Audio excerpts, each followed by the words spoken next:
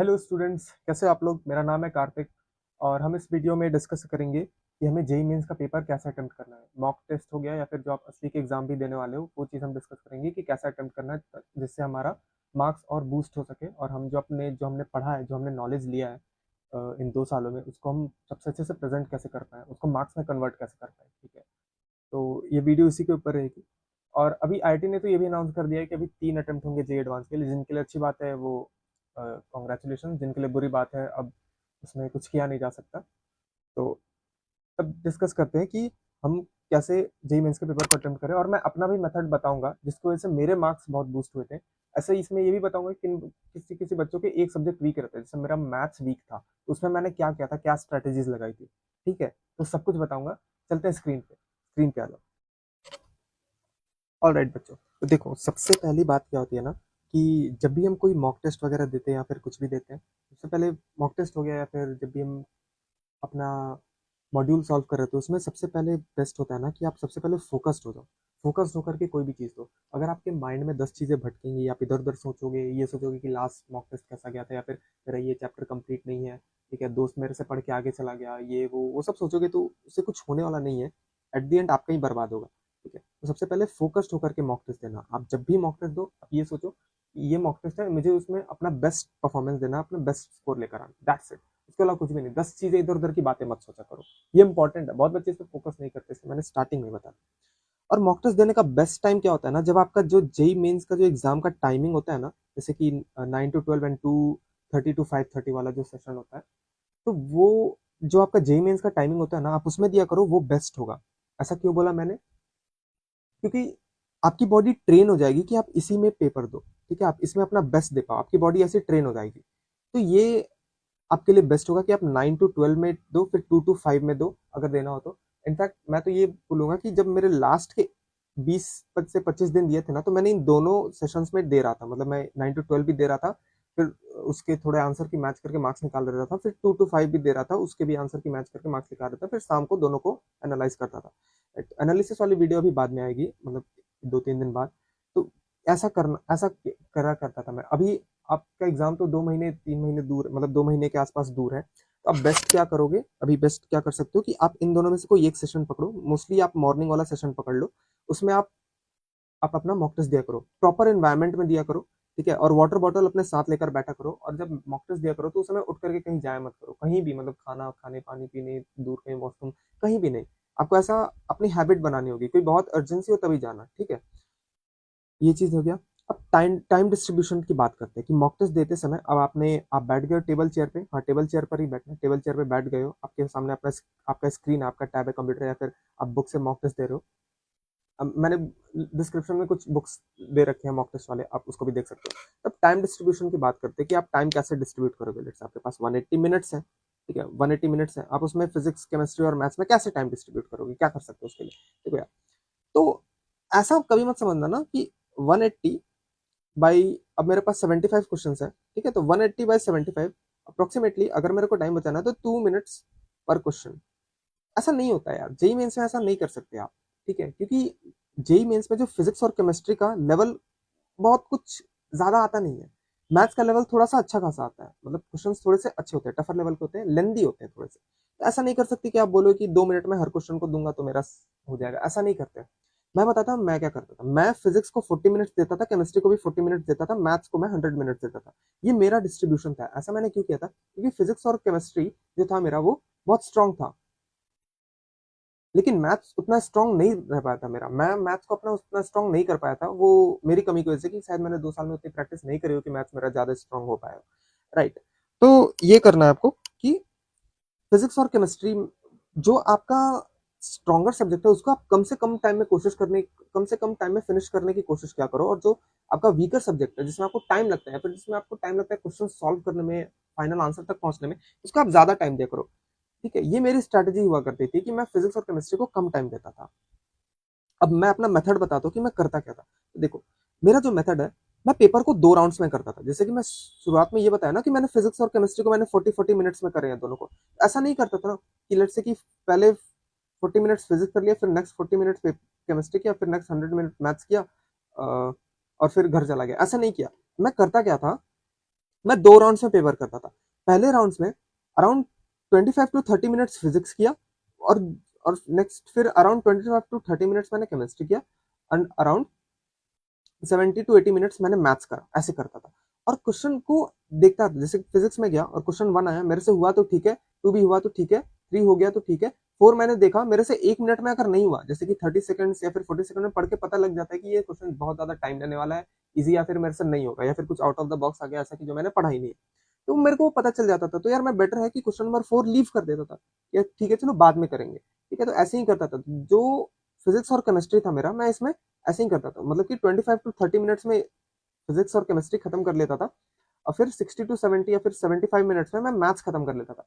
बाकी जो rest of the time जो बचा ना, उसको मैं जाता था उन क्वेश्चंस पे जो मेरे से नहीं हुआ, या फिर मैंने जो क्वेश्चन छोड़ रखे हैं आधा ही बना करके छोड़ रखा है। इस वीडियो में मैं भी बताऊंगा कि रफ शीट मैनेजमेंट जो मैंने करा था वो भी बताऊंगा, ठीक है।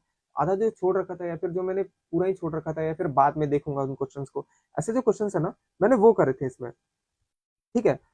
तो मैंने बता दिया कि मैं कैसे अटेम्प्ट करता था। 40 मिनट्स मतलब पूरा ही नहीं कि ऐसे 40 मिनट्स पूरा ही दे दिए एक सब्जेक्ट को एक बार में, नहीं, मैं पेपर 2 राउंड्स में करता था। इसके बेनिफिट्स भी है, क्या आप क्वेश्चंस के ट्रैप में नहीं फंसते हो, ठीक है। जो क्वेश्चंस, कुछ ट्रैप वाले जो क्वेश्चंस होते हैं ना, कि जो आपको बनाए जाते हैं कि आप ट्रैप में फंस जाओ, आप उसमें नहीं फंसते हो, आप उससे निकल जाते हो बाहर। और नेक्स्ट जो आपसे डुएबल क्वेश्चन है, केवल उसी में केवल उसको करने में आप पूरा टाइम लगा देते हो। एंड टाइम डिस्ट्रीब्यूशन जो मैंने बता दिया कि मैंने 25 मिनट्स दिया था, और 75 मिनट्स मैथ्स के लिए दिया था। Leave the tough question. तो ये बात हमेशा याद रखना, जेई मेंस में ना आपको ना मार्क्स लाने पे ज्यादा फोकस करना है, कि आपके जितने मार्क्स आ जाएंगे ना उतनी अच्छी परसेंटाइल आएगी।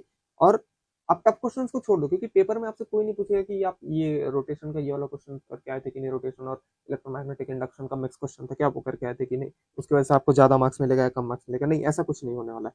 तो जो टफ क्वेश्चन है उसको छोड़ दो। अब मैं बताता तो मैं क्या करता था फिजिक्स और केमिस्ट्री में। जैसे मैंने आपको बताया ना कि मेरा जो मैथ, फिजिक्स और केमिस्ट्री था वो बहुत स्ट्रांग था, लेकिन मैथ्स उतना स्ट्रांग नहीं था, वीकर साइड पे था थोड़ा। तो मैं फिजिक्स और केमिस्ट्री पे ना कोशिश करता था मैं पूरा पूरा पेपर अटेम्प्ट करने की, पूरा पूरा पेपर अटेम्प्ट करने की। और मैथ्स में मैं ज्यादा नहीं करता था। ऐसा क्यों बताता हूँ मैं क्यों करता, क्योंकि फिजिक्स और केमिस्ट्री में मेरे को इनफ कॉन्फिडेंस था, और मैंने कुछ ऐसा कैलकुलेशन भी कर रहा था। देखो, जैसे कि अगर मैं 25 में से 21 क्वेश्चन अटेम्प्ट करता हूँ, ठीक है, और मेरे 4 क्वेश्चन 25 मैंने पूरा अटेम्प्ट किया और 4 क्वेश्चन मेरे गलत भी हो जाते हैं, फिर भी मेरे 80 नंबर आ रहे हैं, है कि नहीं। अब सिमिलर फॉर केमिस्ट्री में भी मेरे 80 नंबर आ सकते हैं। अब मैथ्स में क्या करता था कि मैं 15 से 18 क्वेश्चंस अटेम्प्ट करने की कोशिश करता था, और मैं कोशिश करता था मेरे 40 टू 50 या फिर 40 टू 45 मार्क्स आ जाए, मैं यही कोशिश करता था, इससे ज्यादा मेरा गोल नहीं होता था।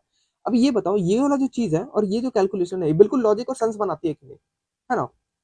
और ऐसा भी हो सकता है कि लेट्स से मेरे 22 क्वेश्चन सही हो गए और 3 क्वेश्चन गलत हो गए, तो और अच्छे मार्क्स आएंगे, ठीक है। कभी कभी हो सकता था मेरे 75 मार्क्स भी आते थे अगर एक और क्वेश्चन गलत हो जाता था तो, ठीक है। तो ये मेरा अगर ये मेरा मेथड था सॉल्व करने को, अटेम्प्ट करने को। अब ऐसा नहीं था कि मैं जबरदस्ती सारे 25 क्वेश्चन ही अटेम्प्ट करता था फिजिक्स और केमिस्ट्री में। अगर मेरे को आ रहे होते थे वो 25 क्वेश्चन, तो मैं उन पूरे 25 क्वेश्चन को अटेम्प्ट कर लिया करता था, ठीक है। और अगर कोई नहीं आ रहा होता, लेट्स से 23 क्वेश्चन अटेम्प्ट किया, 24 ही क्वेश्चन अटेम्प्ट किया, ठीक है। अगर जो क्वेश्चन नहीं आ रहा उसको छोड़ दो, कोई दिक्कत नहीं है। लेकिन मैं कोशिश करता था पूरे क्वेश्चन अटेम्प्ट करने की, क्योंकि मेरा पूरा सिलेबस कवर था, सब कुछ अच्छा चल रहा था, राइट। अब बात करते हैं डेटा के ऊपर। जो क्वेश्चन में जो डेटा होता है ना, आप उसको नोट डाउन करके रखा करो हमेशा। जैसे कि आपने कोई क्वेश्चन पढ़ा मैथ्स का, अगर उसमें लिखा हुआ है 30, कहीं पर नंबर आए कि एक्स इक्वल्स टू 30 है, वाई इक्वल्स टू 15 है, ऐसा कुछ लेट्स से किसी अलजेब्रा के किसी क्वेश्चन में ऐसा नहीं, तो आप जब लिखोगे नहीं ना और फिर डायरेक्ट आप सोल्यूशन लिखने जाओगे ना, तो आप एक्स इक्वल टू 30 की जगह 13 भी लिख सकते हो। ये गलती हो जाती है कभी कभी। या फिर एक रोप दिया है, या फिर एक रोड दिया है, या फिर मास दिया है, कुछ भी दिया है, जैसे कि लेंथ दिया है 2 किलोमीटर, ठीक है। अब ये तो होगा 2000 मीटर। या फिर थोड़ा सा अच्छा एग्जांपल लेते हैं, जैसे कि 200 सेंटीमीटर का एक रॉड दिया हुआ है, ठीक है। स्ट्रेस स्ट्रेन का क्वेश्चन है 200 सेंटीमीटर का, लेकिन आपको पता है इसको 2 मीटर में लिखना है। तो अगर आप ये डेटा लिख लोगे 200 सेंटीमीटर, जिसको आपको 2 मीटर लेना है, ठीक है, तो पेपर में तो वो ज्यादा अच्छा रहेगा। नहीं तो आप ऐसे लिख दोगे 200 मीटर, ये तो बहुत गलती होने के चांसेस होते हैं, right. Select the question from your weaker subject. जैसे कि अब मैंने बताया ना कि मैथ्स में मैं कितना करता था, 15 to 18 क्वेश्चन ही करता था, उससे ज्यादा का मेरा एम ही नहीं था।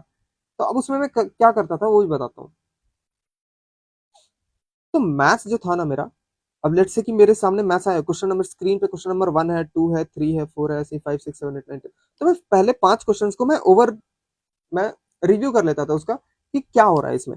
लेट्स से कि मेरे क्वेश्चन नंबर 1 नहीं आता है, ठीक है, या फिर वो ऐसे चैप्टर्स है जो मुझे नहीं आता है, ठीक है, तो मैं उसको छोड़ देता था यार बेटर, ठीक है। 5 क्वेश्चन को ऐसे, अब ऐसा नहीं करना है कि पहला क्वेश्चन आया आपका प्रोबेबिलिटी का और आपको प्रोबेबिलिटी ज्यादा अच्छा है नहीं, आप उसको सॉल्व करने चले गए यार, 10 मिनट वो चला जाएगा, उसमें आपका पूरा पेपर वेस्ट हो सकता है, ठीक है, क्योंकि ये अपॉर्चुनिटी बहुत कम आती है ना कि आप अच्छे मार्क्स लेकर आ पाओ।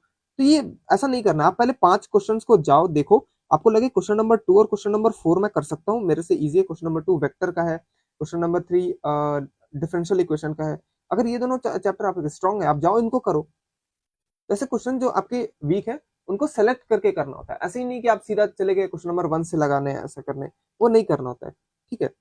अब रफ शीट मैनेजमेंट, ये बहुत इंपॉर्टेंट है, इसमें मेरा जो मेथड है ना क्वेश्चंस को सॉल्व करने का, या फिर सॉरी जो मार्क्स जो मेरे इंक्रीज हुए थे ना, इसका काफी कंट्रीब्यूशन है रफ शीट मैनेजमेंट का। अब मैं रफ शीट मैनेज जब नहीं करता था ना, तो मैं बताता हूँ क्या करता था, जैसे कि ये मेरा रफ शीट है, आप भी ये करते होगे, आप कोई भी क्वेश्चन कहीं भी सॉल्व करने लग जाते हो, ठीक है, किसी भी डायरेक्शन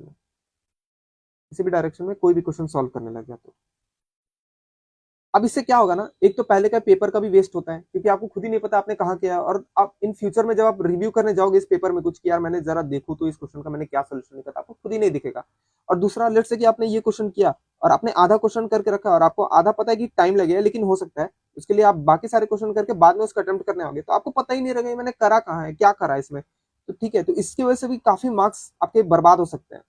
तो मैं क्या करता था ना, मैं पेपर को ऐसे लाइन खींच के 3 कॉलम्स में डिवाइड कर लेता था। जैसे कि क्वेश्चन नंबर 1 आया है फिजिक्स का, मैं उसको कर रहा हूँ पूरा हो गया सही है, क्वेश्चन नंबर 2 आया उसको भी किया पूरा हो गया सही है, क्वेश्चन नंबर 3 है थोड़ा टफ है थोड़ा लंबा है, तो मैंने आधा कर लिया, फिर मुझे लगा कि हाँ इसमें 5 मिनट लग जाएगा, तो मैंने उसको छोड़ दिया, मैं क्वेश्चन नंबर 4 यहाँ से करूंगा और लिख करके करूंगा, 1 2 3 4 क्वेश्चन नंबर लिख करके करूंगा। अब ये जो स्पेस बचा ना, तो ये मेरे को, अगर मैं वापस रीअटेम्प्ट करने जाऊंगा क्वेश्चन 3 को, तो मुझे पता चल जाएगा कि मैंने कहाँ तक किया है, क्या डेटा क्या आंसर निकाला है, जो पार्शियल आंसर निकाला है आधा आंसर निकाला है वो क्या निकाला, अच्छे से पता चल जाएगा, जिससे मेरे को क्वेश्चन दोबारा करने का में टाइम वेस्ट नहीं करना पड़ेगा। बहुत बार तो क्या होता है कि आप जाओगे आप उल्टा सीधा लिख के रखोगे ना अपने रफ शीट में, तो आप जाके ढूंढने लगोगे मैंने वो क्वेश्चन कहाँ करा है, अगर आप वो जाके ढूंढने लगोगे तो उसमें और टाइम वेस्ट हो जाएगा, और फिर आप शुरुआत से करोगे, ठीक है, तो बहुत टाइम वेस्ट बचाने के लिए आप ये रफ शीट मैनेज करके देखना, आज ही से अगर आप पेपर देते हो आज ही से रफ शीट मैनेज करके देखो, आपको बहुत इफेक्टिव रिजल्ट्स मिलेंगे, ठीक है। ये सारे तरीका थे, और एक और जो लास्ट में सबसे बताना चाहूंगा बहुत इंपॉर्टेंट है, be honest with your self. जब आप घर में मॉक टेस्ट देते हो ना, तो आपको कोई देख नहीं रहा होता है, ना मैं देख रहा होता हूँ ना पेरेंट देख रहे होते हैं ना टीचर्स देख रहे होते हैं, बस आप होते हैं, आपकी स्क्रीन होती है और आपके कुछ नोटबुक्स होते हैं जो साइड में रखे होते हैं, और आपके रफ शीट होती है। तो कई बार आप बच्चों ने क्या किया होगा ना, अगर आपने किया है तो मत करना, अगर आपने नहीं किया है तो बहुत अच्छी बात है, करना भी मत करो, कि लेट से कि किसी क्वेश्चन में आप चले गए हो और आप कुलम्स लॉ भूल गए, आप भूल गए 1/4 pi epsilon not Q1 Q2/r² होता था, आप भूल गए ये, ठीक है, तो आप क्या करते हो कि एनसीईआरटी या फिर अपने नोट्स खोल के देख लेते हो। बच्चों ये नहीं करना है, कभी मत करना, अपने से डिसऑनेस्ट कभी मत होना, कभी भी नहीं। ऐसे आपने अगर लेट से 4 क्वेश्चन में किया है ना ऐसा, ऐसे 4 फॉर्मूला देख लिया, तो 4 into 4 आपके 16 मार्क्स ज्यादा आ गए, ठीक है, आपके मॉक टेस्ट में तो 16 मार्क्स ज्यादा आ गए। अब जब असली एग्जाम देने जाओगे ना, तो उसमें कोई आप नहीं एक्सेस कर सकते हो ये सब, तो आप जब नोटिस करोगे ना तो आप बोलोगे कि यार मेरे मार्क्स कम क्यों है, मेरे तो मॉक टेस्ट में 30 मार्क्स ज्यादा आया करते थे जो मेरे अभी इसमें मार्क्स आए हैं, ठीक है, तो हमेशा ऑनेस्ट अपने साथ रहा करो। आप दुनिया में किसी को भी चीट कर सकते हो लेकिन खुद को कभी नहीं कर सकते हो। जब आप खुद से ऑनेस्ट रहोगे ना और खुद को आपको पता होगा ना कि आपने गलत काम किया है, तो वो मतलब वो अंदर से आपको गिल्ट वो लाना चाहिए कि आपने गलत, जो मार्क्स आया ना आपके, वो आपके गलत काम की वजह से आया, आपके सही काम की वजह से नहीं आया, ठीक है। तो ये चीज बहुत इंपॉर्टेंट है, आप याद रखना। अब नेक्स्ट वीडियो में मैं मॉक टेस्ट एनालिसिस के बारे में बात करूंगा। अब ऐसा क्या हुआ, मॉक टेस्ट दे दिया फिर मॉक टेस्ट दे के भूल गया, ऐसा तो नहीं करना है यार, जो हमसे क्वेश्चन नहीं हुए हैं उसको जाकर के रिव्यू करना है, एटलीस्ट हमें देखना तो है कि क्या किया हमने क्या किया, और इसका करने का बेस्ट तरीका क्या है, वो जो मैं फॉलो कर देता हूँ वो आपको बताऊंगा। तो मॉक टेस्ट एनालिसिस के ऊपर जो मेरी नेक्स्ट वीडियो होगी वो आ जाएगी 3 से 4 दिन में आएगी। अभी क्या है मेरे एंड सेम्स चल रहे हैं तो मैं थोड़ा बिजी हूँ उसमें, ठीक है।